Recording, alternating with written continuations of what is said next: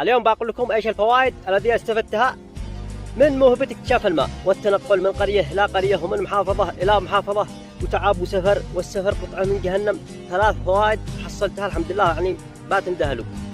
أول فائدة هو قول الرسول صلى الله عليه وسلم: من حفر بئرا ما شرب منه كبد حر من إنس ولا جن ولا طائر إلا أجره الله يوم القيامة. عاش أحسن من هذا الفائدة؟ يا الله، تخيل يوم القيامة أجرك الله.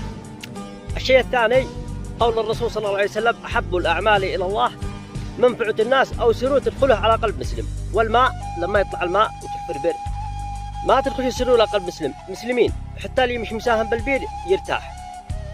الفائدة الثالثة هي ترك الأثر ومحبة الناس لي، هذا أهم من الدنيا كلها. أما بالنسبة للفلوس الموني، لو جلست هنا في البيت الحمد لله الخير متواجد ولا دخل أضعاف يعني